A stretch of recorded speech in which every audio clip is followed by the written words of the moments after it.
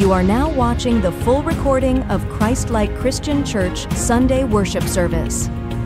A time of worship, word, and transformation where Jesus is at the center.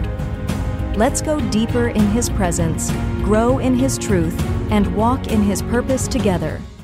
Tayo po'y maaari ng tumayo. Inaanyayahan ko po ang bawat isa na sa oras na ito po ang inilaan ng Lord para sa atin. Para purihin, sambahin ang nag-iisang Diyos na buhay. Amen?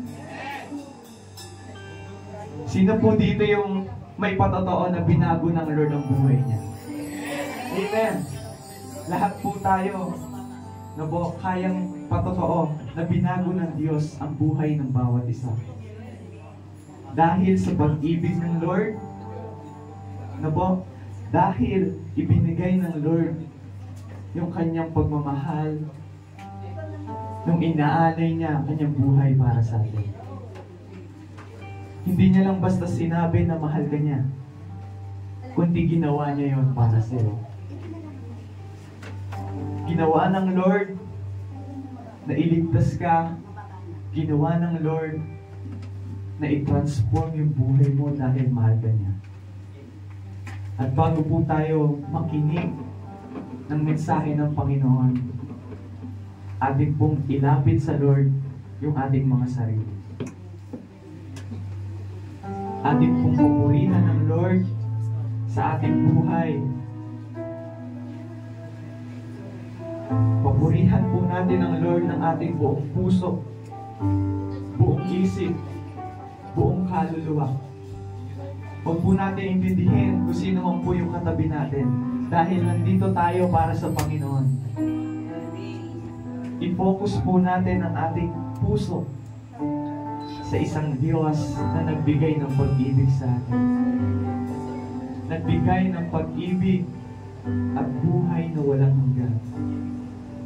Yes, Jesus.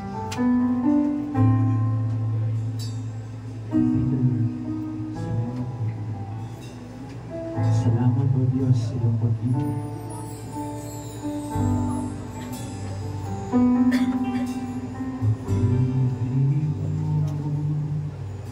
Walang hanggan sa puso ko, ika'y nananahan.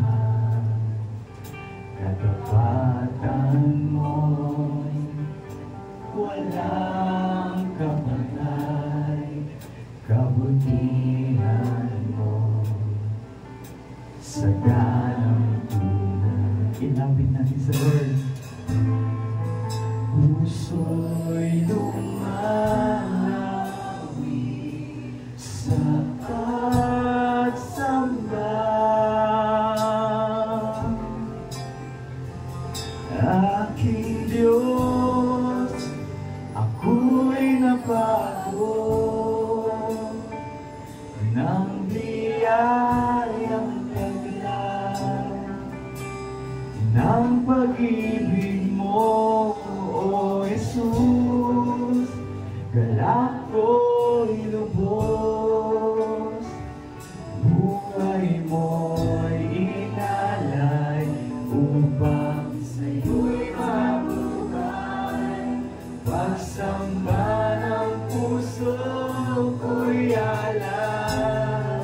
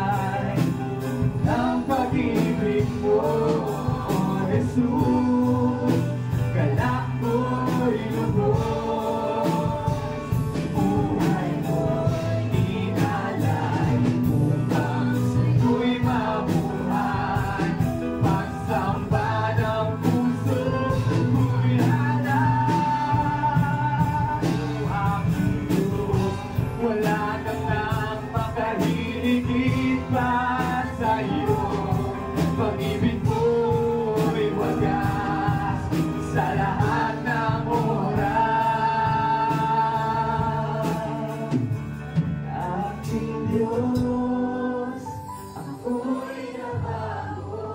Sige kapatid, i-declare mo sa buong mundo na binago ka ng Diyos. Hindi dahil sa iyong sarili, hindi dahil magaling ka, kundi dahil sa biyayang taglay ng Panginoon. Upang sa'yo'y mabuhay, pagsamba ng puso ko'y alam. Aking Diyos, ako'y nabago ng biyayang taglay ng pag-ibig mo, Jesus. Galak ko'y lubos, buhay mo'y inalay, upang sa'yo'y mabuhay, pagsamba ng puso ko'y alay. Pagsamba ng puso ko'y alay, pagsamba ng puso ko'y alay. Dakila ang pag-ibig mo, Jesus. Dakila ang pag-ibig mo, Jesus. Lalapit ko'y mapalapit sa'yo. Nais ko ang presensya. Dakila ang pag-ibig mo, Jesus. Dakila ang pag-ibig mo, Jesus. Lalapit ko'y mapalapit sa'yo. Nais ko ang presensya mo. Tunay na dakila ang pag-ibig ng Lord. At ito'y nasaksihan natin sa krus ng Kalbaryo. Kaya kapatid, idalangin mo sa Lord. Ihiling mo sa Lord na maramdaman mo ang kanyang presensya sa oras nito. Dahil kanina pa nakungusap ang Lord sa puso ng bawat isa. At kung pahihintulutan natin na pasukin ng Lord ang ating mga puso, at kung ibababa natin ang ating sarili, na inaamin natin na tayo'y makasalanan, na tayo'y walang kakayahan, na tayo'y mahina, mararamdaman natin ang kabutihan ng Diyos at ang pag-ibig niya na hanggang ngayon ay ipinaparanas niya sa bawat taong naniniwala, nagtitiwala sa Kanya. Kaya nabihin natin yung awit na to, hindi lang basta awit, kundi ito'y maging isang papuri para sa Panginoon, na kinikilala po natin ang Diyos sa ating buhay. Na kung wala po ang Diyos, wala tayo ngayon dito. Ngunit dahil napakabuti ng Diyos, meron tayong opportunity na lumapit at magkaroon ng pag-ibig sa Kanya. Yes, Jesus. Ang krus ng Kalbaryo, ang siyang alaala na pag-ibig mo, lahat ay iyong pasan, pagdaramdam kabiguan. Ikaw ay nagwagi, ako'y malaya na sa'yo. Ang papuri, di na ikamatayan, sambahin walang hanggan.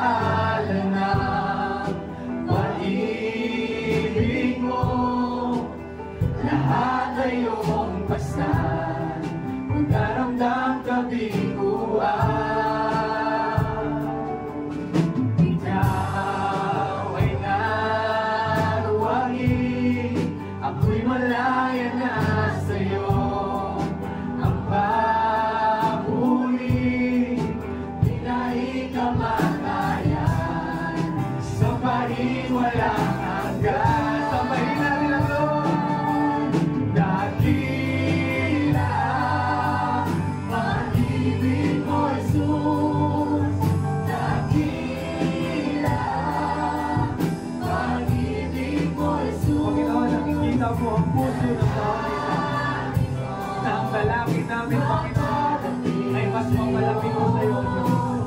Nais ko ang presensya tila, pag-ibig mo, Jesus, dakila, pag-ibig mo, Jesus, nalangin ko, mapalapit sa iyo. Nais ko ang presensya mo.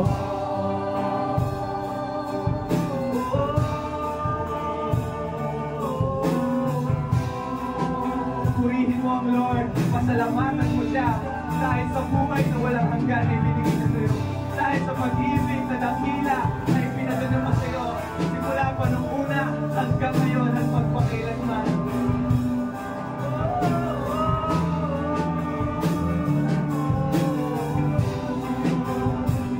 Purihin ka,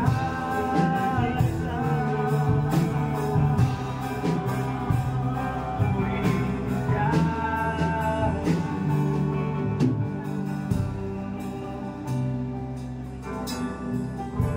Naniniwala ba kayo na sa pangalan ng ating Panginoon ay may kalakasan?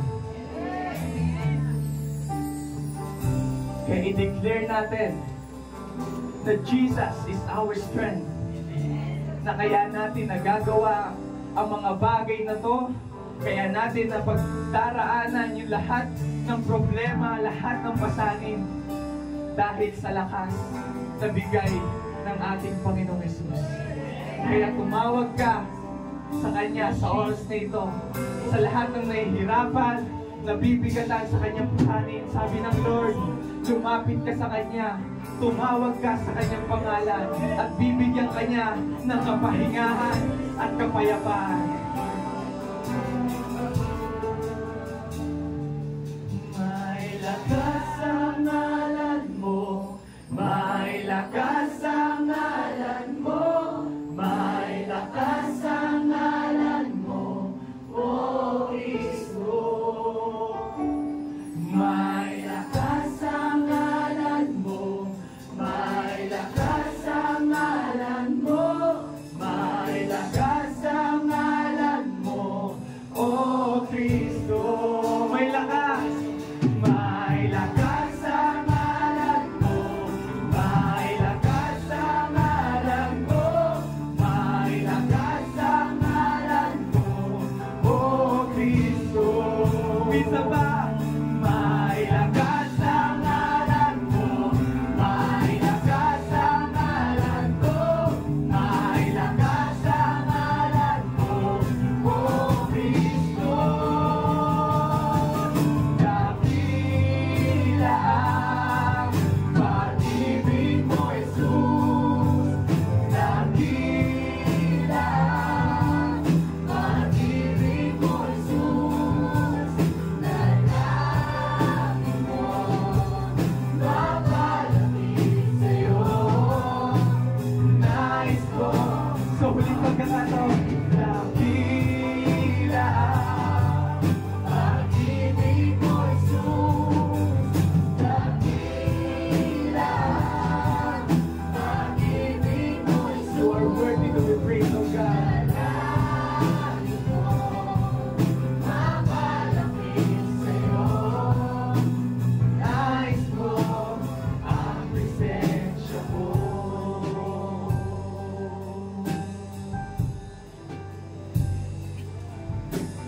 Nais ko ang presensya mo.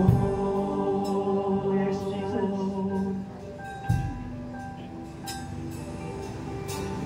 Nais ko ang presensya mo.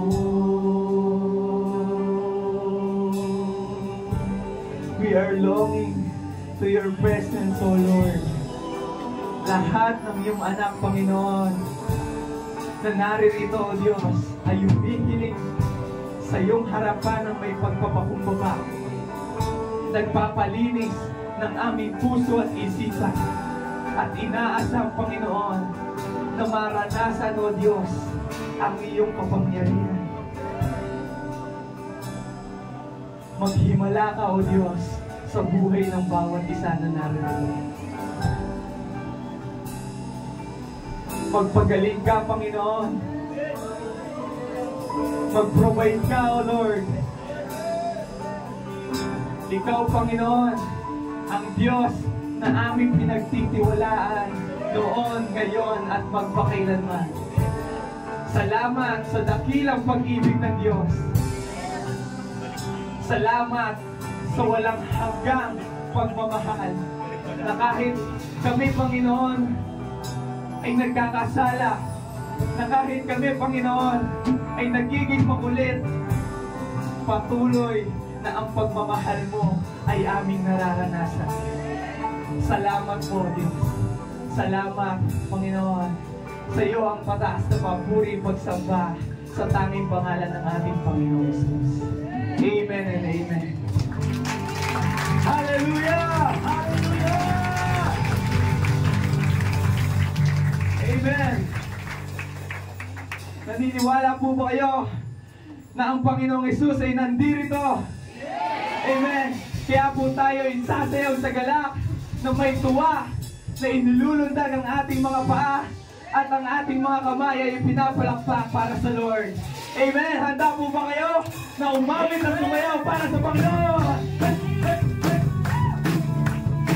Dahil sa bawat umaga, nararapat lamang na papurihan natin ang Lord sa ating mga buhay.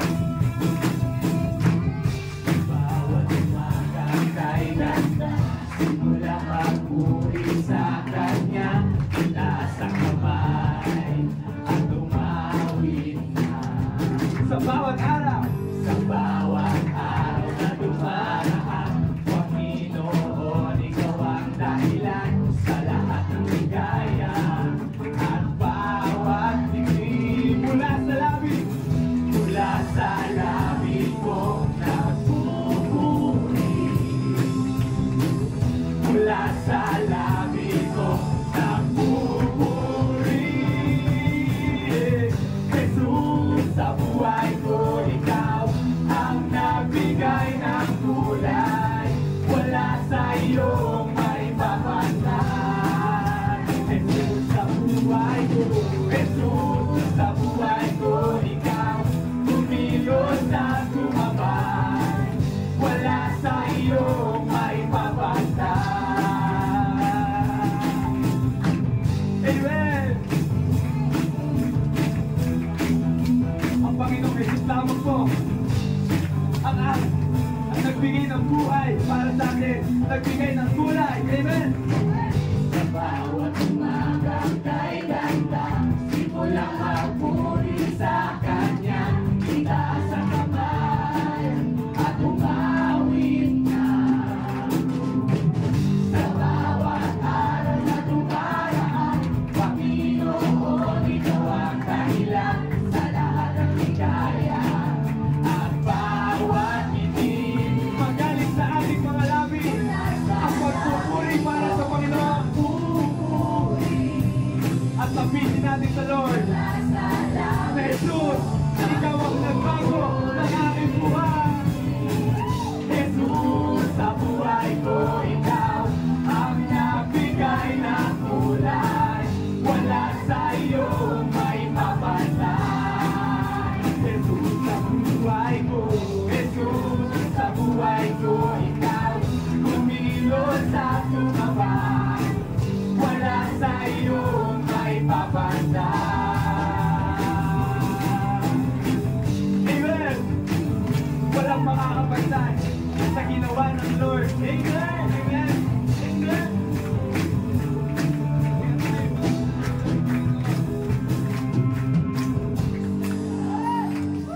Salamat sa iyong ginawa. Salamat sa iyong ginawa. Thank you, Lord. Thank you, Jesus. Thank you, Holy Spirit. Salamat, Panginoon, sa iyong ginawa. Salamat sa iyong ginawa.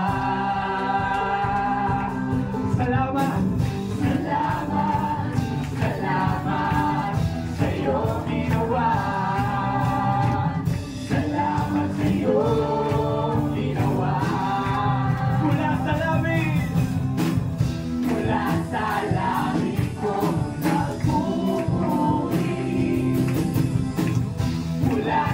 Lagi kong nagmumuri. Jesus, sa buhay ko, ikaw ang nagbigay ng kulay. Wala sa iyo may papantay. Jesus, sa buhay ko, Jesus, sa buhay ko, ikaw kumilos at tumabay. Wala sa iyo may papantay. Isa pa. Jesus, sa buhay ko, ikaw ang nagbigay ng kulay. Wala sa iyo may papantay. Jesus, sa buhay ko, Jesus, sa buhay ko, ikaw kumilos at tumabay. Wala sa iyo may papantay. Wala sa iyo may papantay. Sabihin natin sa Lord. Wala sa iyo may papantay. Jesus, sa buhay ko. Sa Diyos ko, ang mataas na papuri at pagsamba. Thank you, Lord. Thank you, Jesus. Thank you, Holy Spirit. Amen. So ito na po, mas excited dapat tayo dito kasi po ang mensahe ng Panginoon ay The Voice. This is the voice of truth. Nanonood po ba kayo nun? So hindi naman po, ginamit ko lang yung title sa yung image ng The Voice, pero hindi naman po, hindi naman talaga manonood ng The Voice. Ano? Busy na. Hinapo ako eh. Tapos, pero hindi ko talaga ako manood ng mga, ano tawag dyan, mga singing competition. Masaya kasi manood ng mga kumakanta. Parang ang sarap pakinggan ng magagaling kumanta. Amen po. So, nung nakarang po, kung kilala ninyo si Jessica Sanchez, kaibigan ko po yun. O, wala kayo. Napanood ko siya kasi dati, taong 2012 sa American Idol. Nalungkot ako kasi hindi siya nanalo doon. Pero nagulat ako pagbasa ko kahapon ko, nanalo siya sa AGT. At bata pa lang pala siya, nag-audition na siya sa season 1 ng AGT.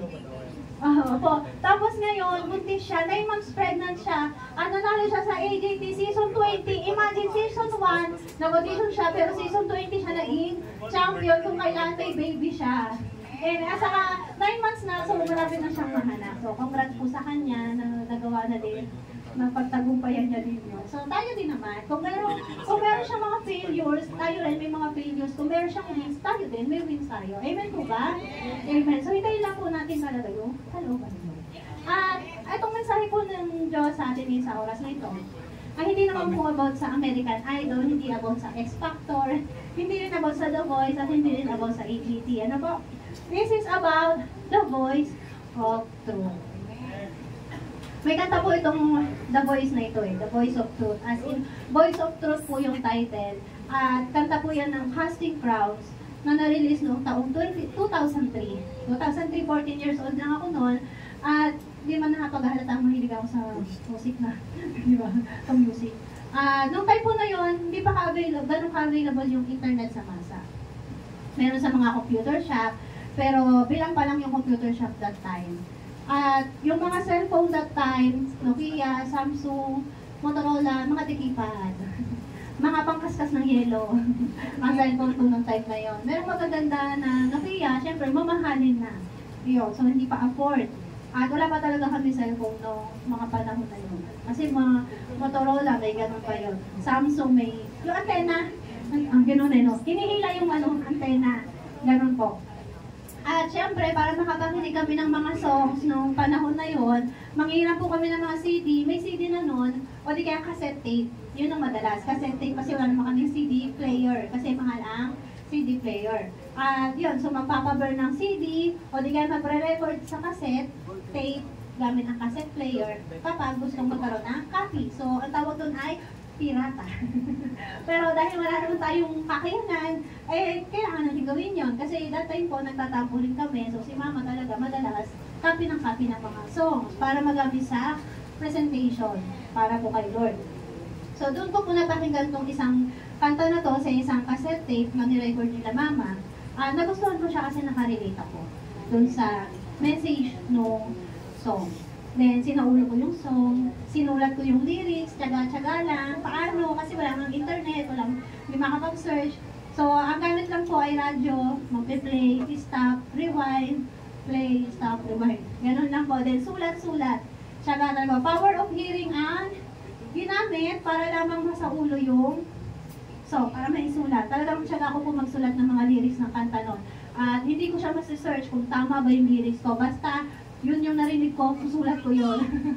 Pero syempre dahil meron naman ako alam na kaunti sa grammar, naitatama ko po yung kung may mali akong grammar na, maling salita ka na isulat. So, yun po yung story behind The Voice of Truth na isa sa favorite song ko. At ito po yung song, ayan yung sa refrain part. Dalawa yung part na yan, isang waves, the waves kay Pedro, and then the giants na ang pinatutukulan ay si David. Amen po ba? So, gusto niyo po ba malaman yung kanta? Ay, sandali lang po na po.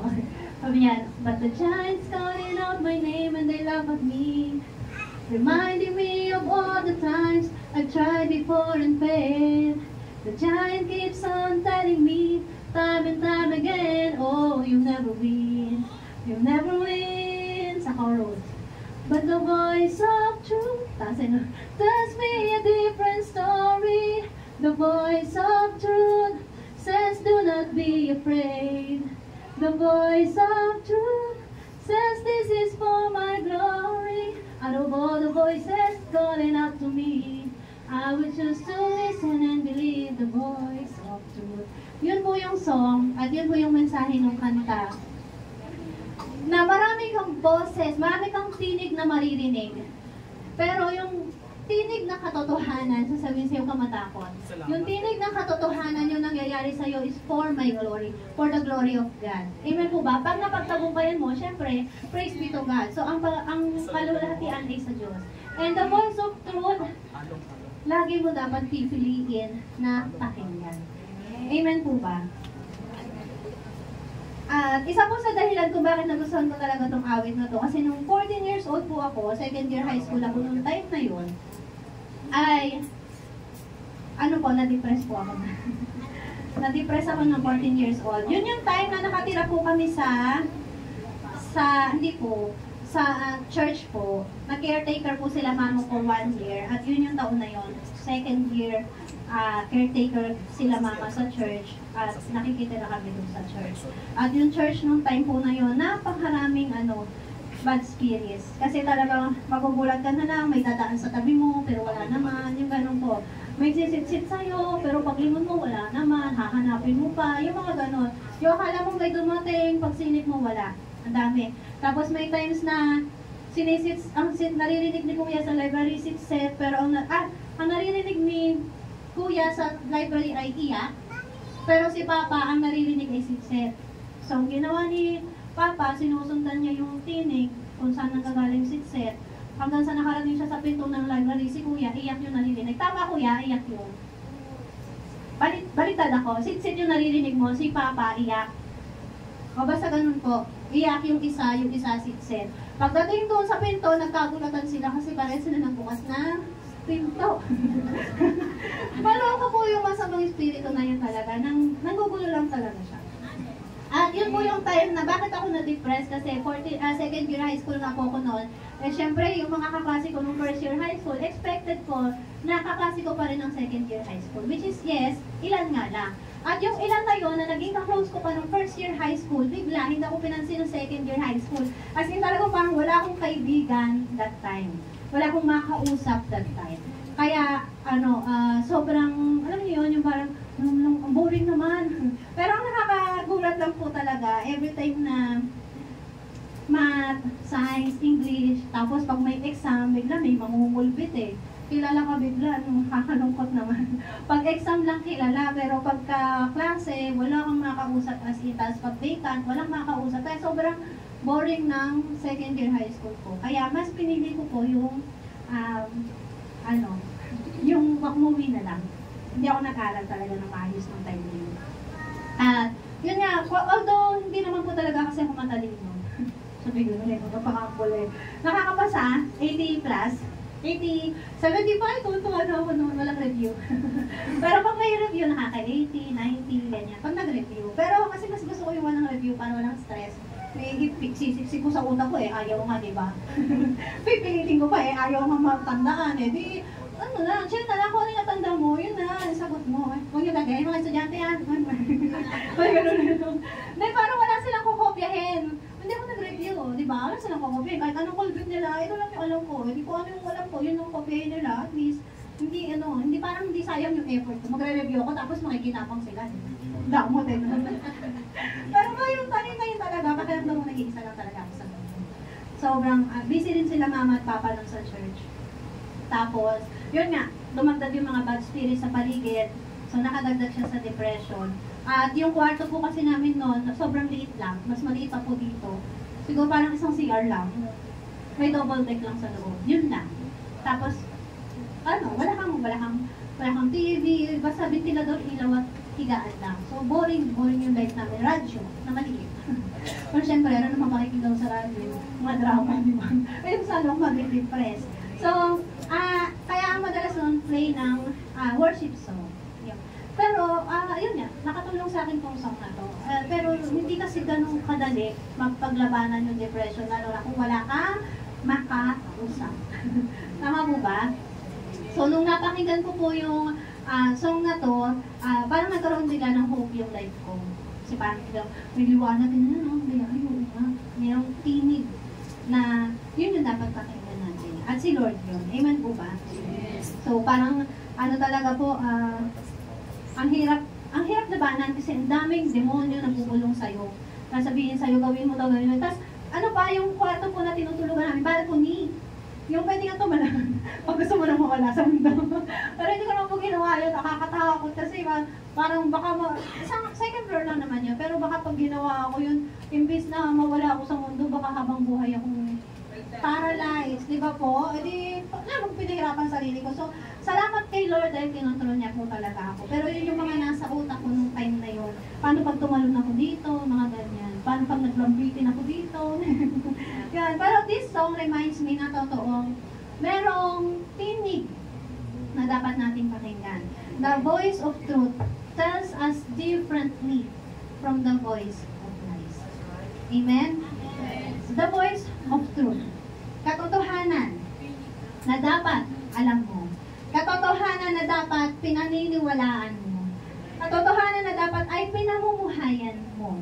Amen? Ang nakakalungkot pa sa panahon natin ngayon, mas marami yung gusto maniwala sa kasinungalingan kaysa sa katotohanan. And the reason, mas madaling tanggapin ang kasinungalingan kaysa sa katotohanan. Bakit ulit? Kasi masakit tanggapin ang masakit marinig ang pero hindi po yun excuse para mas gustuhin natin ang kasinungalingan. Amen? Madaling tanggapin, yes, ang kasinungalingan, pero hindi yun ang katotohanan. Amen? So, isa rin po yan sa tumatak sa aking utak, yan, sa puso. At may young age, kasi ng mga bagay na yon, yung time na yun ay tinuturuan kami sa Bible School. So, isa po sa tumatak sa akin, yung mga bagay na kinamumuhian ng Diyos. At number 2 po doon, yung lying tongue. Sabi po sa Kawikaan, chapter 6, verse 16 hanggang 19, ito po, ang kinamumuhian ni Yahweh ay 7 bagay. Mga bagay na kanyang kinasusuklaman. Una, kapalaluan, kasinungalingan, at mga pumapatay sa walang kasalanan. Mga sabihin mo, EJK. Yan na. Pusong sa kapwa ay walang mabuting isipan. Mga paang ubod tulin sa landas ng kasamaan. Saksing sinungaling. Yung kanina kasinungalingan, ito naman saksing sinungaling. Mapaglubid ng buhangin. Pag-awayin ang kapwa, laging gusto niyang gawin. Alalahanin po natin to. Bagay na kinasusuklaman ng Diyos. Tumabasa ko po kasi talaga to aklat ng Kawikaan. Lahat po yan tumatak sa puso ko. Ang laki ng impact. Bakit? Kasi nga, lumaki ako ng tinuturo. Dapat, di ka pupunta sa impyerno. Dapat, hindi ko gusto yun ng impyerno. Diba? Yun yung nakalakihan ko. Kung ayaw mo mapunta sa hell, sumunod ka kay Lord. Sumunod ka sa Diyos. Para sa heaven ka mapunta. So lumaki ako na yun yung tumatak sa puso at isip namin na mayroong heaven, mayroong hell, at ayaw mo sa hell, punta ka sa heaven. Pero para mapunta ka sa heaven, ay dapat sumunod ka. Eh nakalagay dito, kayo ni Lord ng mga sinungaling. Eh nagsisinungaling ako nung time na yun. Sabi ko nga po sa inyo, second year high school ako, no? Papasok ako MWF. O, diba? May schedule po yung pasok ko. High school pa lang ako nung nagulat sila mama after high school may back subject ako. Eh, paano ba naman? MWF papasok, half day lang, umaga lang. Then, the following week, Tuesday, Thursday, hapon lang. Ganun po ang pasok ko nun. Napakasaya. Alternate. Dapat sa MWF, susunod, Tuesday, Thursday, hapon lang. And then susunod, MWF na umaga ulit. Mga ganun po. Araw-araw ko naalis sa bahay. Pero, araw-araw din naman po akong umuwi agad. As in, alam niyo po yung aalis ako ng bahay para kumari papasok, naka-uniform, nakadala yung bag. Pagdating sa bayan, tatambay ako doon sa kung saan, basta wala akong kilala sa paligid ko po, wala nga po siyang kaibigan. And then, may times pa nga natin, nagpuan ko yung kaklase ko nga nung first year. Kasi kaklase ko sila ng second year. Tinakbuhan ko sa nakita yung tatlong Maria. Tago ako doon sa may isang something doon, may pader na ganyan. Sabi ko, sana rin nila ako nakita.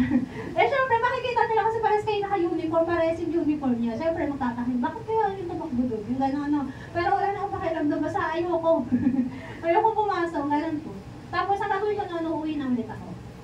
So, kaya ulit ako pa uwi. Tapos, sasabihin mo mama, ba't ka uwi? Sabihin ko, walang teacher, walang pasok. Buntis kasi po yung teacher ko noong time na yun, sa panghapon. Yung tatlong teacher namin na panghapon, English, Science, at saka Social Studies, tatlo pare-parehas buntis. So, ang ginagawa po nila, madalas talaga sila wala doon, at ang pinapalit is yung estudyante na magsusulat sa blackboard. Eh, syempre, di ba, mga estudyante, for sure, ayaw ninyo kapag wala si teacher, tapos estudyante lang na magsusulat sa blackboard, kokopya kayo ng buong maghapon.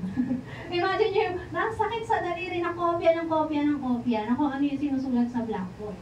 At noong time na yun, wala pa naman mga photocopy. Kung meron, magagastos ka.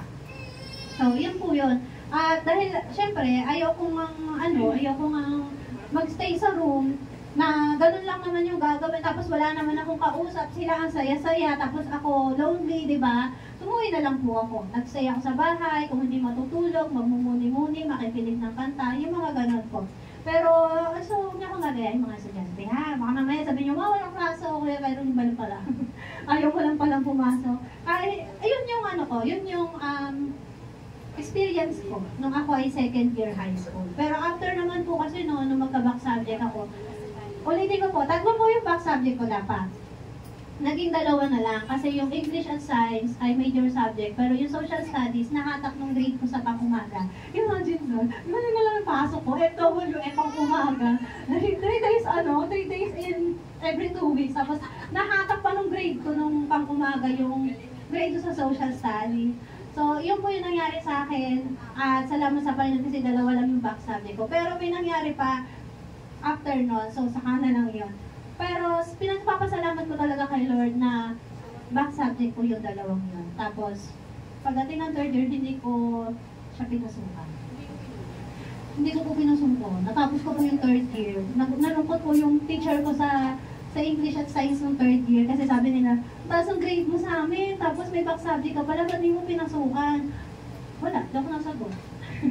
Pero marami na po akong kaibigan ng third year. At nung third year, wala akong absent. Tapos, ginawa ng advisor ko, pinaulit niya ako sa third year, pero hindi lahat ng subject, kundi yung subject lang ng English at Science ng second year. Tapos, ang bait nun eh. Tapos, ang ginawa niya, hinanap niya ako ng ibang teacher. Ang bait po talaga noon kasi nanay na din. Buntis siya nung time na yun, magli-leave siya. Pero bago siya mag-leave talaga, inihanap niya ako ng ibang teacher para mapasukan ko yung second year subject ko na English at Science. Tapos sabi niya, dito ka na sit-in sa room namin, sa room ko, kasi bawal nga yung pag-alagala na estudyante sa labas.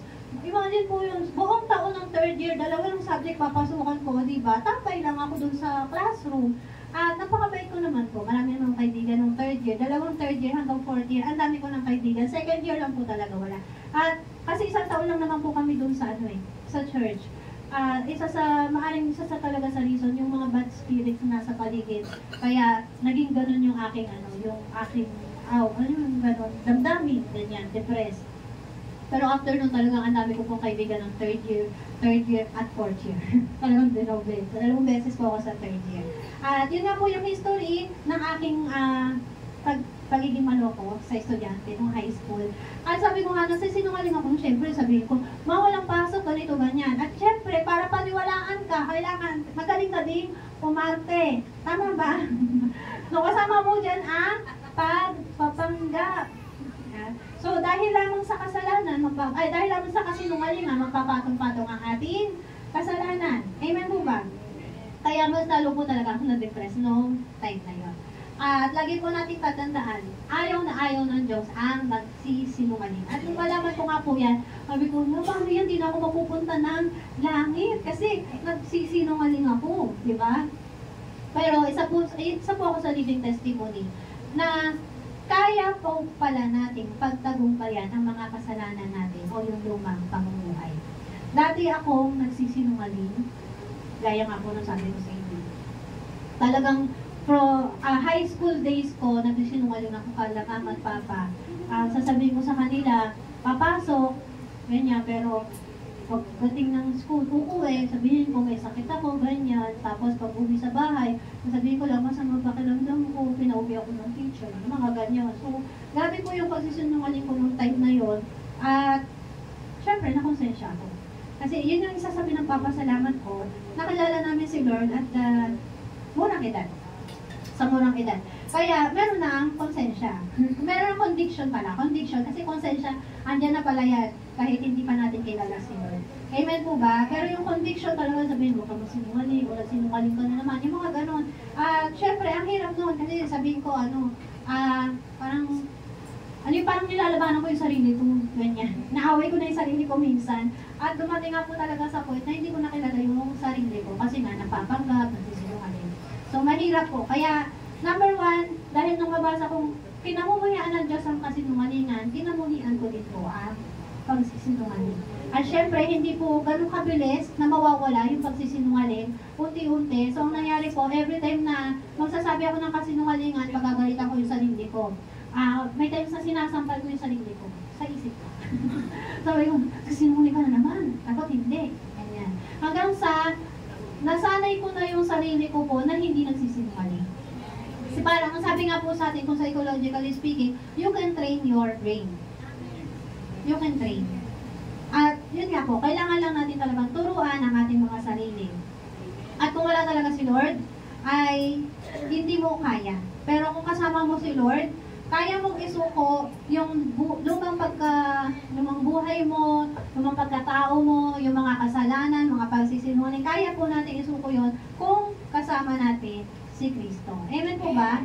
And isa po sa reminder, kasi ang dami man nagsasabi na walang taong hindi nagsisinungaling, sabi nila, wala naman po talaga.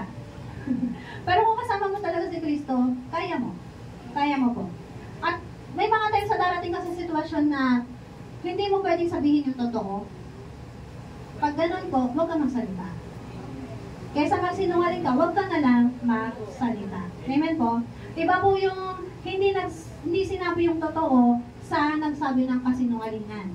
Amen? So kapag hindi po pwedeng sabihin ng totoo, sabi, close your mouth, or pwede rin naman, ask question to divert the topic. Amen po ba? Kasi hindi mo pwedeng sabihin, totoo. May mga times na gano'n, halimbawa, nandiyan na yung pag-uusig, tapos, andyan na si pastor, ganyan, so, sabihin mo, ano po, tumakbo. Hindi mo pwedeng sabihin na totoo na, nandito po nagtatago, napaka-totoo mo naman niya, papatayin na, huhulihin na. Kung mahal niya po si pastor, hindi syempre, tulungan niya naman po, di ba po? Pero hindi ka nagsabi ng kasinungalingan. Hindi mo lang sinabi yung totoo. Naintindihan po ba natin, hindi yung pagsisinungaling. Ang tawag doon ay pagtatakip. Pagtatakip mo.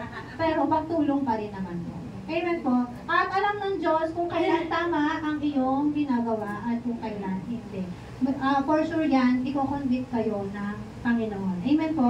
At lagi yan, sabi nga po ng Panginoon, pagdating ng panahon na yon, ay andyan ang banal na Espiritu upang turuan ka kung ano ang dapat mo sabihin.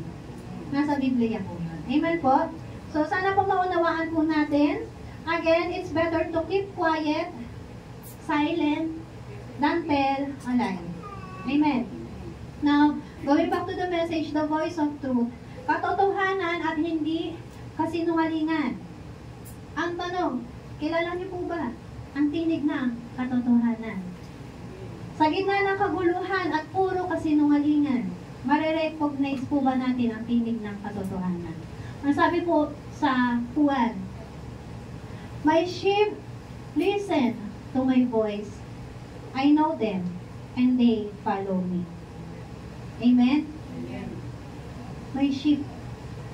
Ang tupa ng Panginoon ay kilala ang tinig niya. At sumusunod dapat tayo sa Kanya. Ang tanong po ay, sumusunod ka ba kay Lord?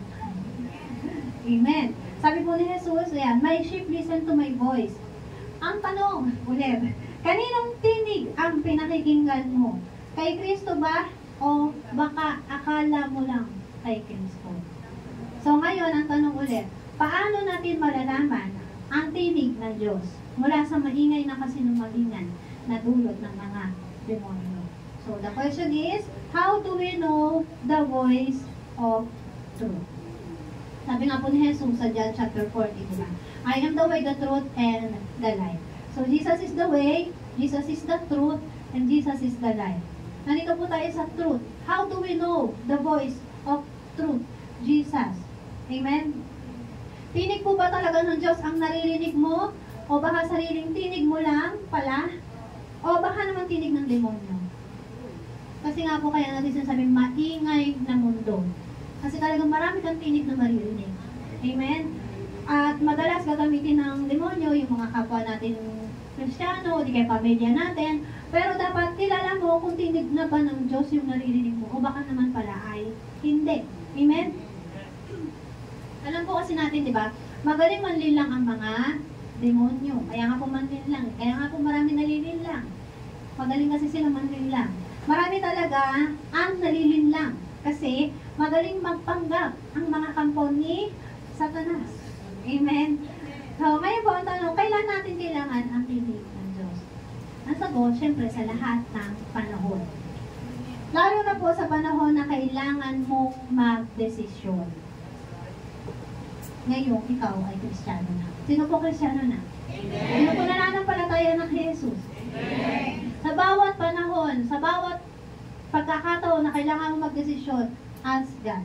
Seek for God's guidance. Amen po ba? So how do we know the voice of truth sa panahon na kailangan nating magdesisyon? Para masagot po natin ang tanong na ito, kailangan po natin bumalik sa kung ano po ang disenyo ng Diyos mula sa Old Testament hanggang ngayon, hanggang ng New Testament at ngayon sa panahon po natin yan, na itinuro po ni Jesus sa atin at ng mga alagad. Nakikita po natin sa Biblia na merong itilatag ang Diyos na sistema para sa kaayusan ng lahat. So kung babalikan po natin sa pasimula, dito muna tayo sa pasimula. Di ba si Eva, si Adan? Amen po ba? So una nung nalikha si Adan. So ano yung ano tawag dito? Responsibility ni Adan, siya yung responsible sa lahat ng mga nilalang sa ibabaw ng lupa. Nilikha si Eva ay magpapasakop kay Adan. Tama po ba? Ngayon, si Adan naman ay dapat magpasakop sa Diyos. Amen? After noon, syempre nagkaroon ng pamilya. Sabi ng Panginoon, umayo kayo magpakarami. Iba yung talaga yung pagkakaunawa ng mga tao ngayon. Umayo kayo magpakarami. Nagpakarami na. Dami na talaga. Hindi naman bilang, no? Pero ito nga po, sinabi ng Panginoon yun kay Eva at Adan, yes, nagkaroon ng pamilya. Sa loob po na isang pamilya, sino po ang dapat hire? Ang nasusunod? Ama. Tapos yung asawa, babae, magpapasakop sa tatay, sa asawa. Tama po ba? Sa asawang lalaki. At yung mga anak, magpapasakop sa magulang. Amen? Ngayon, dumami yung mga tao. So, dumating na si Moses, pinili ng Diyos, itinalaga ng Diyos. Then, under ni Moses, nagkaroon ng mga leaders. Pero, dapat pa rin silang magpasakop kay Moses. After po na, nagtalaga ang Diyos ng mga propeta para kausapin ni Lord. Then, mga judges. So, yung mga propeta at judges, papasakop pa rin po kay Moises. Then, ang problema po, yung Israel naghanap ng hari. Kasi nainggit po sila na may mga hari yung ibang bansa. That time, walang hari po sa Israel. Pero dahil nainggit sila, so, sabi ni Lord, sige, bibigyan ko kayo ng isang hari. Kaya lang masama. Yun nga po si Haring Saul. Bago naging si Haring David. That time wala silang hari. Bakit? Kasi dapat si Kristo lamang ang kanilang hari. Then si Moises, and then yung mga prophets, and then judges. Ganun po yung sistema ginawa ng Panginoon. Pero makulit ang matigas sa ulo ng mga Israel, higit sila sa ibang bansa, kaya nangingi sila ng hari. Amen? So, kaya hindi po excuse yung mga kasalanang nagawa nila Haring Saul, ni Haring David, saka ni Haring Salomon, na nag-asawa ng marami. Kasi nga, hindi naman design ang Israel to have a king. Si Jesus po kasi ang king. Amen po ba? And yung mga king that time ay talaga namang napakaraming asawa. Kasi nga, custom yun ng ibang bansa, ng ibang mga lahi. Amen po? So again, wag po natin tutularan yung mga maling ginagawa na nababasa natin sa Biblia. Yes, pinili sila ng Diyos, sinawag sila ng Diyos, nagkasala sila. Pero yung kasalanan, hindi po natin dapat tularan. Amen po. Ang dapat natin tularan is yung nag-repent sila, humingi ng tawad, at sumunod muli sa Panginoon. Amen? And dapat maunawaan po natin na ang Diyos ay Diyos ng kaayusan. Kaya nga po ibinigay ng Diyos ang mensahe na ito. Sabi po sa Roma chapter 13. Ang bawat tao ay dapat pasakop sa mga pinuno ng pamahalaan. Sapagkat walang pamahalaang hindi mula sa Diyos. At ang Diyos ang nagtatag ng mga pamahalaang umiiral. Sino daw po nagtatag? Ang Diyos. May pamahalaan po tayo? Amen. Si Lord daw po ang nagtatag. Kaya nga, ang lumalaban sa pamahalaan ay lumalaban sa itinalaga ng Diyos. Malinaw po? At sila'y nararapat sa parusa. Ang mga pinuno ay hindi dapat katakutan ng taong gumagawa ng mabuti. Kung mabuti ginagawa mo, ba't ka matatakot sa mga pinuno? Amen. Ang mga gumagawa lamang ng masama ang dapat matakot. Kung ayaw mong matakot sa mga namumuno, gumawa ka ng mabuti at pararangalan ka nila. Amen. Pasako po sa mga pinuno at ang sabi, napakalinaw, walang pamahalaang hindi mula sa Diyos. Masama man o mabuti, ang pinuno, lahat yan ay itinalaga ng Diyos. Kalooban ng Diyos at kontrolado ng Diyos. Ngayon, sabi nyo, bakit ganun yung bansa natin? Yung sabihin, si Lord ang may kagagawa niyan. Yes, si Lord talaga. Inalaw ni Lord na talaga ang ating mga leaders sa gobyerno. At hindi natin dapat nila labanan. Kasi nga po, kalooban ng Diyos ang nangyayari sa ating bansa. So dapat po, kung bakit ang nangyayari sa ating bansa, hindi po natin talaga maisisisi sa ating gobyerno. Amen po? First, lahat po tayo bumoto. At hindi rin po natin masisisi ang ating mga sarili. Kasi bumoto tayo ayon sa dikta ng ating puso. And God controls everything. Ibig sabihin, si Lord ang naglagay sa puso mo kung sino yung iboboto mo. Kahit pa sabihin ng kapwa mo na, uy, ito iboto mo kasi ganito, ganyan. Kung ang gusto ni Lord sa'yo, iboto mo si ganito, hindi wala akong magagawa. Susundin mo talaga yun. Kasi yun yung ididikta ni Lord sa puso mo. Naunawaan po ba? That means, kalooban po ng Diyos ang lahat ng nangyayari sa ating bansa at maging sa buong mundo. Kalooban ng Diyos na nangyayaring gera sa bansang Israel, sa Iraq, sa Iran, at sa iba pa. Amen po ba? At kalooban ng Diyos yung nangyayari sa ating bansa na kahirapan. Amen? Hindi masaya, hindi siya magandang pakinggan, pero kung babasahin po natin ang Biblia, makikita natin na talagang hindi natutulog ang Diyos. Kapag masama ang ginagawa ng isang bansa, ng pinuno o ng mga tao, lahat ay pinaparusahan ng Diyos. So ngayon, dapat maunawaan po natin na parusa ang nangyayari sa ating bansa. Amen po ba? Ang Diyos po nagbibigay din ng countless warning. Ang problema po ay kung talagang matigas na talaga yung puso ng mga tao, hindi po talaga makikinig sa babala ng Diyos. Kaya ang ending, parurusahan na lang ng Diyos. At kapag pinarusahan na ng Diyos, syempre, nagagalit ang pinarusahan. Madalas po gano'n, no? Dapat, alam po natin na kung masama ang ginawa, dapat lang parusahan. Pinili mo yan eh. Nakaulitan nyo. Kung masama ang ginagawa ng ating bansa, talagang parurusahan tayo ng Diyos. Lalo na kung may mga batas na ipinapatupad na hindi ayon sa kalooban ng Diyos. So, sabihin mo sa katabi mo, huwag na tayong magtaka. Ito magtataka ka pa eh. Iwan ka mo ba naman yung mga kinamumuhian ng Diyos, diba? Tapos ayaw mo sa parusa. Hindi mo. Di ba? Di ba? Nawa po yung maging malinaw sa ating lahat ang mensahe na ito. Kung masama, parurusan. Kung mabuti, pararangalan. Amen po. Yung nangyayari sa ating bansa, kalooban ng Diyos, nandito ka, nahihirapan ka, sabihin mo kay Lord. Hindi sa gobyerno. Kasi kahit ano sabihin mo sa gobyerno, guguluhin lang tayo ng gobyerno.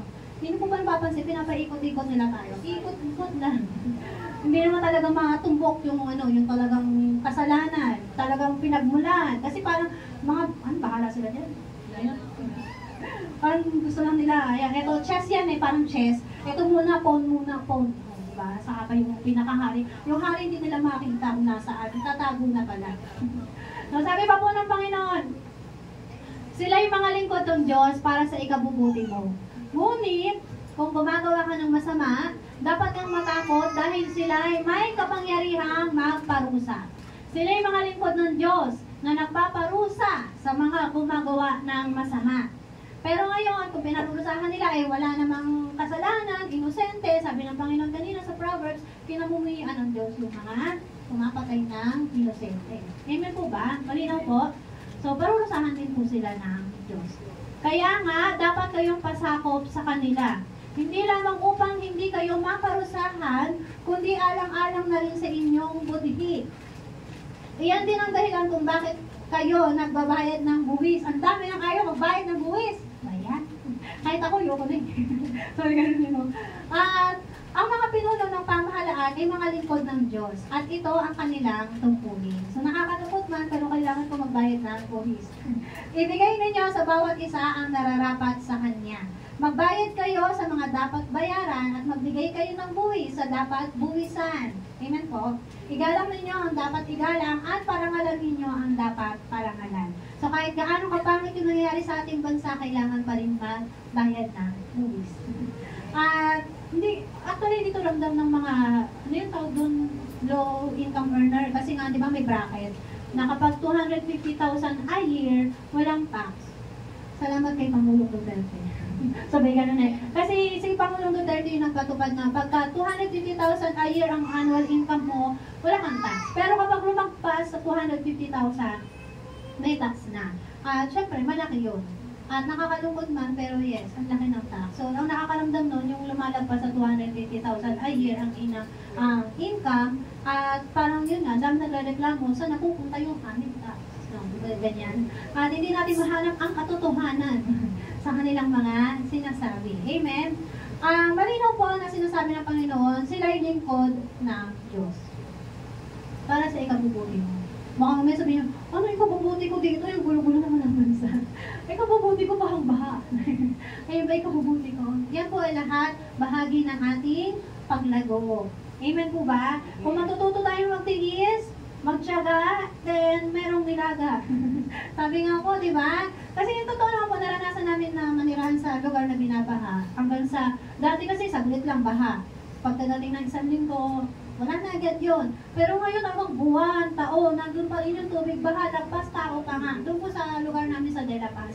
So, nakakalungkot pa na parang, sayang po yung bahay namin doon kasi, syempre, pinabayaan na lang namin dahil nga, bahang-baha sa paligid mo. Yung amoy, yung mga lamok, ganyan. Gusto yun namang gamitin, gusto mo mang pakinabangan, pero kung gano'n naman ang dadaanan mo, na lang, diba? Iyarin na lang muna natin kasi talaga wala pa. Parang masasabi po natin, wala pang pag-asa. Pero salamat sa Panginoon dahil sa baha na yun, nagkaroon po kami ng bahay dito. Amen? So yun po ay isa talaga po sa pinagpapasalamat namin.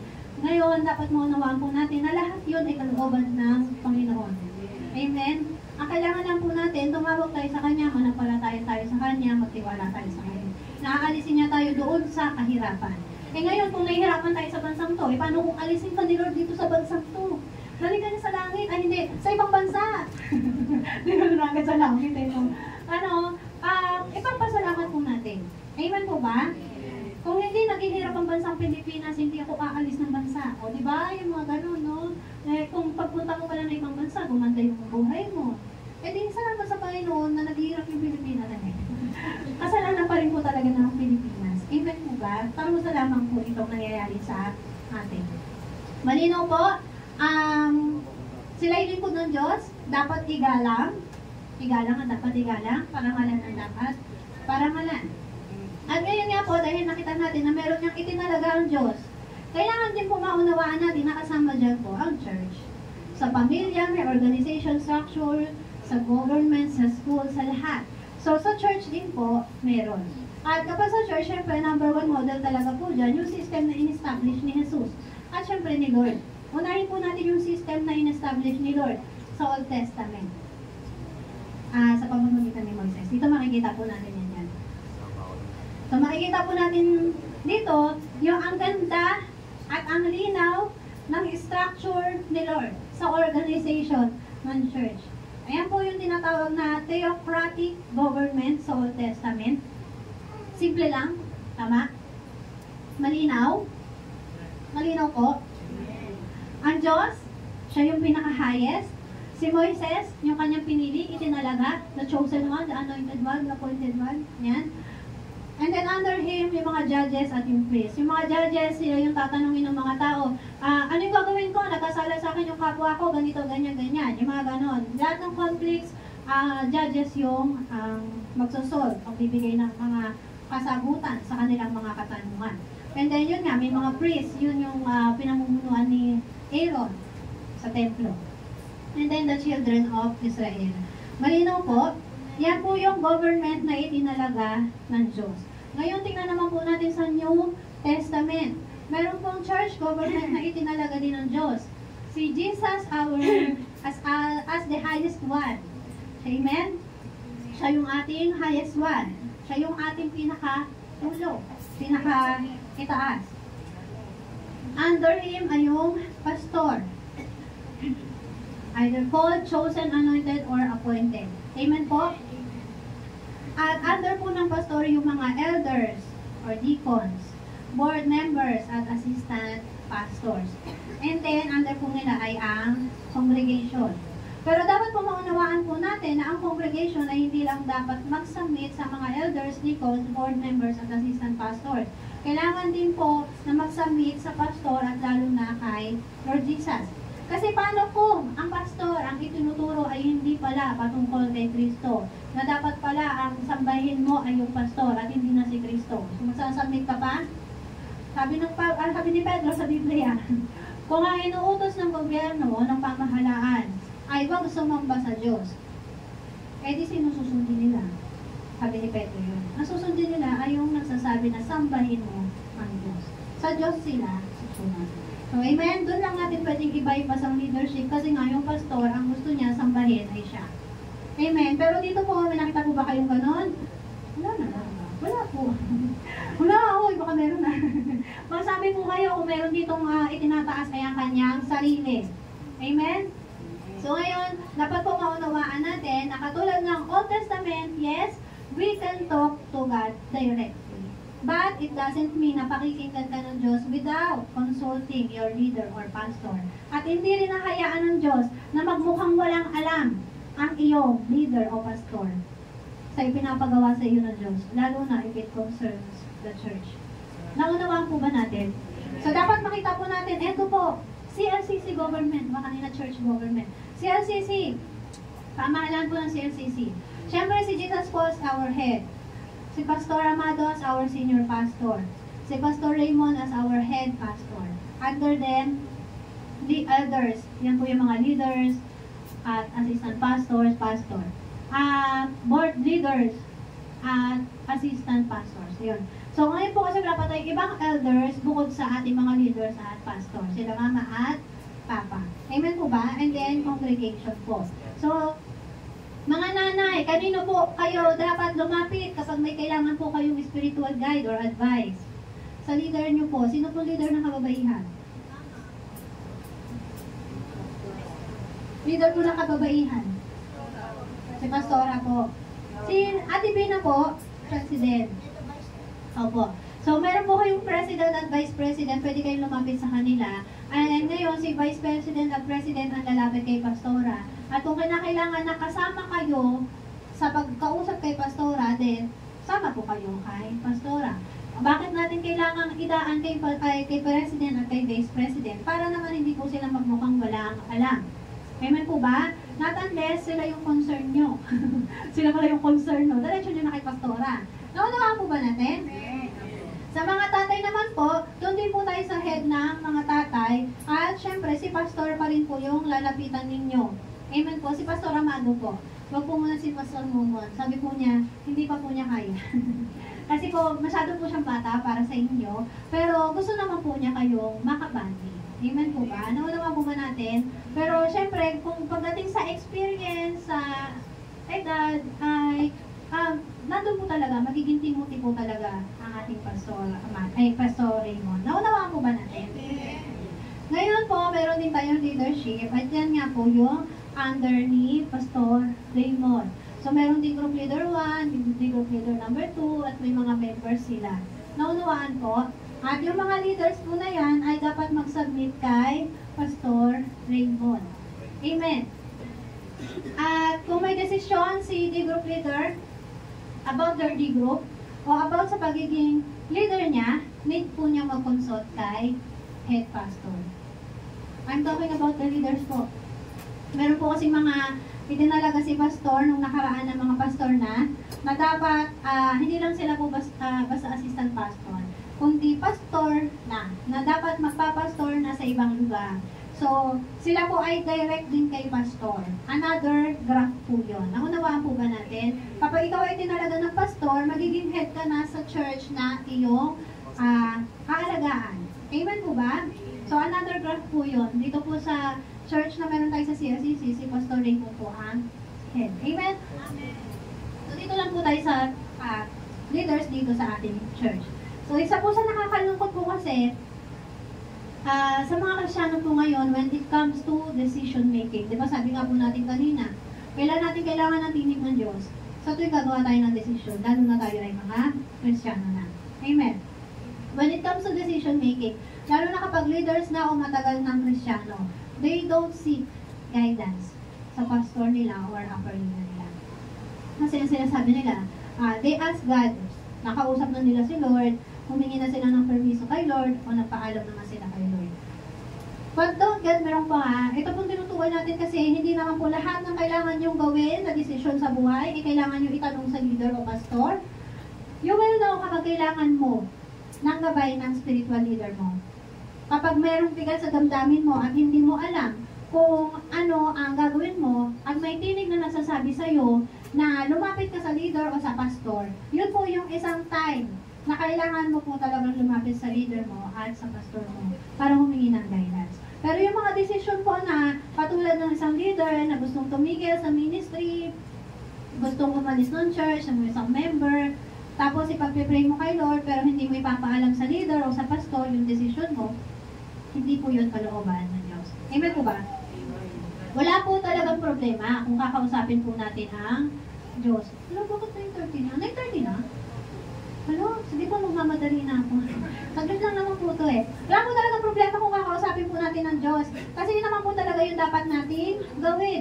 Pero don't forget na meron pong sistema na itinatag ang Diyos at kailangan po natin sumunod doon sa system na yun para hindi magkaroon ng conflict. Amen po ba? Hindi magkaroon ng kaguluhan o ng conflict. 9:16 pa naman.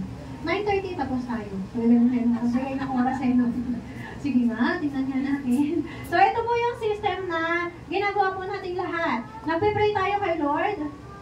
Yung Holy Spirit yung tutulong sa atin to communicate para kay Jesus, the Son. And then si Jesus Christ yung tutulong sa atin to communicate sa Father.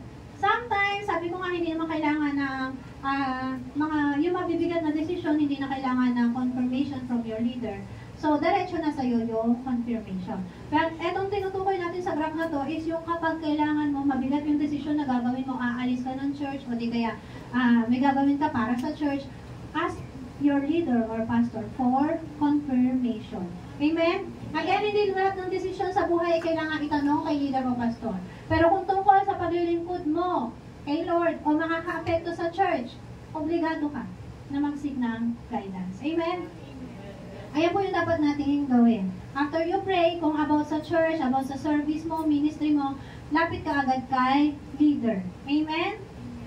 Ask your leader about the situation at para ma-confirm kung tama ba yung magiging decision mo o hindi. Ngayon po, kung ang sagot ni leader ay kaiba sa damdamin mo o kaisipan mo, mag-pray ka ulit. Kasi baka mamaya may decision ka na pala. Madalas ganito nahingi ng gabay pero may decision na. Pero huwag po ganun. Pag humingi ka ng gabay, make sure na pakikinggan mo yung sasabihin ng leader mo. At makakasi mamaya, kaya magkaiba yung nasa damdamin mo at yung sinabi ni pastor o ni leader kasi ibang tinig pala yung naririnig mo. Amen? Baka mamaya ay nahahadlangan pala yung panalangin mo kaya hindi narinig ng Diyos yung prayer, nahahadlangan pala ng kasalanan. O maaari din namang tinetest ka ni Lord at tinitignan niya kung handa ka bang sumunod at magpasakop sa kanyang itinalaga. Amen po? Pero madalas po ay baka ibang tinig talaga yung naririnig mo. Kaya iba yung sagot ni pastor o ni leader kaysa sa inaasahan mo. At madalas po doon ay damdamin pala natin yung ating naririnig. Amen po. Kadalasan po kasi humingi tayo ng confirmation pero deep inside meron na tayong desisyon. At yun talaga yung gusto natin mangyari. Parang sinasabi mo, Lord, ito talaga yung gusto kong mangyari. Pag binintang mo pa si Lord, ang kalooban ni Lord iba sa damdamin mo. Amen po ba? So ayaw po ng Diyos ng ganon. At ang pinag-uusapan po natin dito is yung God's designed structure para sa kaayusan. Ito po yung disenyo ng Diyos para sa sistema ng kaayusan. Amen po? Ngayon kung hindi po tayo susunod sa kanyang itinalaga, that is counted as pride. Pride. Kasi nga ayaw mong magpasako. Kasi wala kang ibang gustong pakinggan at masunod kundi ang sarili mo. At kung nakikinig ka talaga kay Lord, alam mong ang nais ng Diyos ay magpasakop ka sa kanyang itinalaga. Amen? Mula sa Old Testament hanggang sa New Testament, nakita po natin napakaganda ng sistema ng kaayusan na itinalaga ng Diyos, na itinatag ng Diyos. Pero kung magmamatigas tayo at sasabihin natin tama yung decision natin, hindi natin kailangan magtanong pa kay leader, kay pastor, kasi nakausap mo na si Lord, yung mga ganyan, malamang baka ibang Diyos ang nakausap mo. Amen? Sa mga ayaw magpasakop, that is pride. At kung babalikan natin yung verse kanina sa Proverbs, number 1, na kinamumuhian ng Diyos ang pride. Amen? Kaya kung gusto mo talagang makita ang sarili mo na nagpapasakop sa Diyos, then submit yourself to God and His appointed authorities. Appointed. Huwag mong hayaan na malinlang ka ng demonyo o maging na ang iyong sarili. Amen? So, balikan po natin. Ito po yung sabi ni Jesus sa John chapter 10. They will never follow a stranger. In fact, they will run away from him because they do not recognize a stranger's voice. Hindi natin dapat sundin ang tinig ng demonyo. Amen? Kasi nga, hindi yon ang tinig ng Diyos. Sabi ni Lord, kung kilala mo ang tinig ng Diyos, lalayuan mo ang tinig ng a stranger. Sa mga tupa, may napanood ako, na talagang kilala ng tupa ang sipol, ang tinig, ang tono na ang kanilang pastol. Yung kahit gayahin ng iba, yung pagpito at tono ng kanilang pastol, hindi susunod yung mga tupa. Ang galing lang, kasi kilala talaga ng tupa kung sino ang kanilang pastol. Kahit gayahin pa ng ibang tao. So dapat po ganun din tayo, kahit linlangin tayo ng demonyo, hindi tayo makikinig sa tinig ng iba. Kundi kay Lord lamang. Amen po? Wag po natin kakalimutan na hindi tayo dapat nakikinig sa tinig ng demonyo, kundi dapat sa tinig lamang ng katotohanan.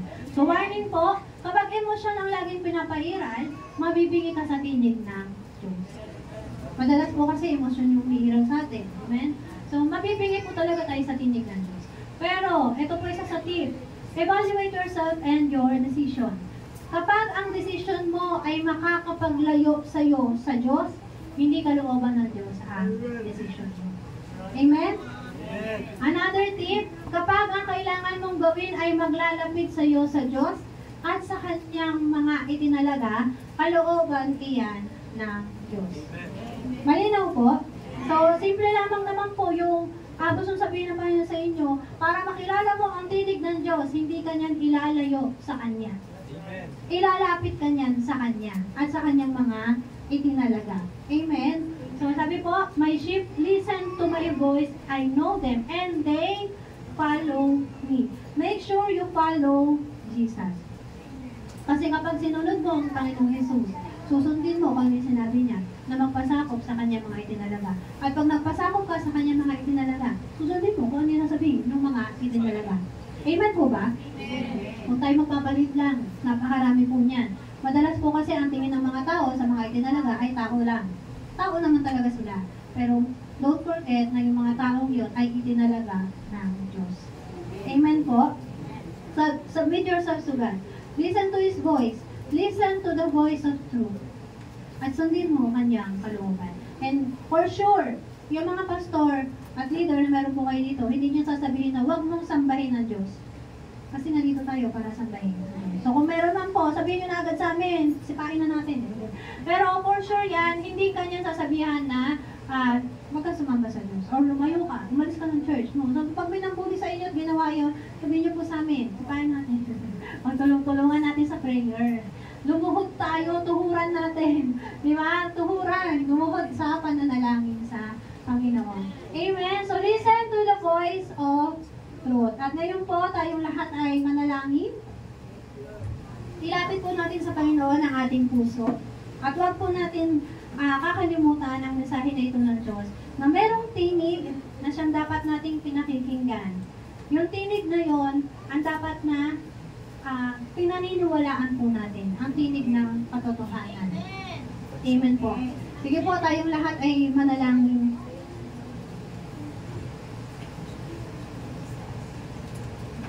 Kung kailangan po na humingi tayo ng tawad, magpalinis po tayo sa Panginoon. At kung kailangan din po, hingin po natin ang kanyang gabay upang makilala natin ang tinig ng katotohanan.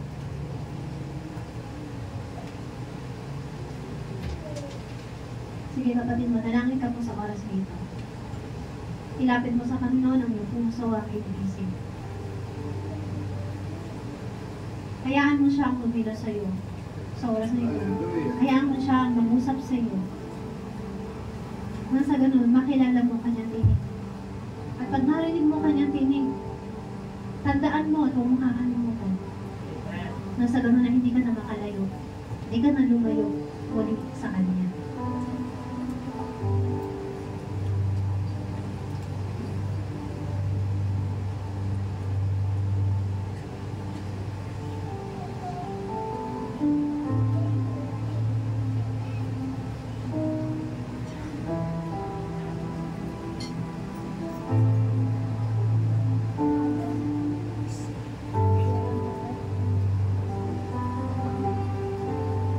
Kapatid, malayan mo kung sa akin ang Panginoon sa oras na ito. Pakinggan mo ang kanyang tinig na nasasabi sa iyo, mahal na mahal ka niya. Pakinggan mo ang tinig na nasasabi sa iyo, lumapit ka sa Panginoon.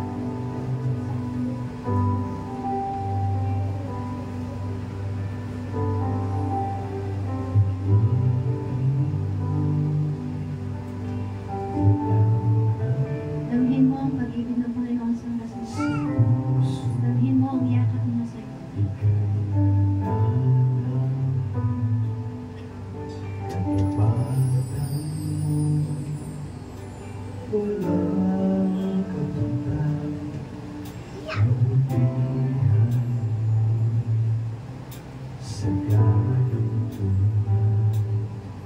Lumapit ka sa Panginoon. Sambahin mo kanya pagmamahal. Sambahin mo kanyang pangalan. Praise you, Jesus.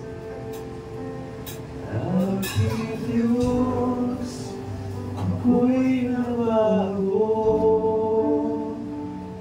ng biyayang kaglan ng pag-ibig mo, O Jesus. Galak ko'y lubos, buhay mo. Sige po, malaya mo tayo Panginoon sa oras na ito upang pasalamatan at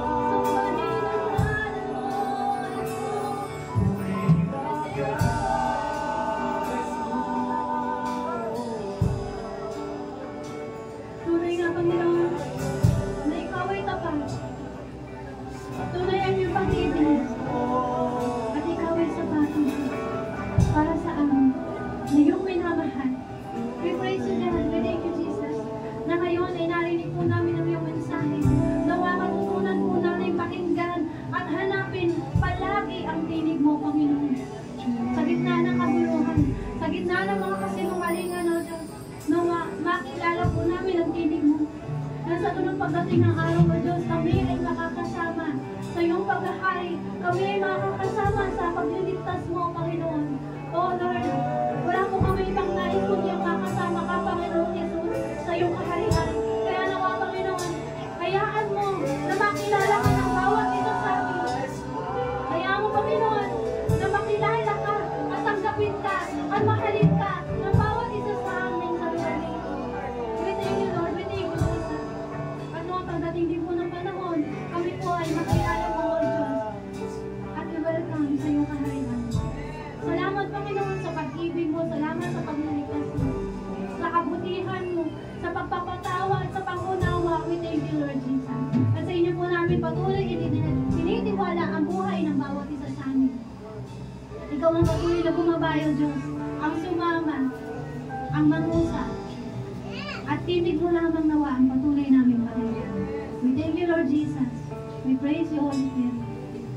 Sa inyo po ang mataas na papuri, pasasalamat at pagsamba. Sa pangalan ni Jesus, lahat po tayo masabi na Amen! Paburi sa Panginoon!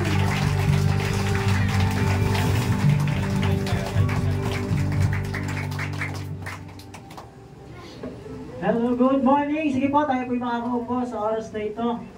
Amen! Sumigaw nga po muli ng malakas na hallelujah! Hallelujah! Mahina, mahina, mahina. Sumigaw ng malakas na hallelujah! Hallelujah! Ah, diba naman, gising na gising, gising na gising. Amen! Sino po ang napagpala ng Lord sa kanyang mga salita sa umagang ito? Oh! Amen! So sa oras po na ito, tayo po ngayon ay dadako naman sa ating mga announcement. At unang-unang po na dyan ay sino excited sa ating Family Day! Sino excited sa Family Day? Sumigaw ng Hallelujah! Hallelujah! Praise God! So sa oras po na ito, tayo po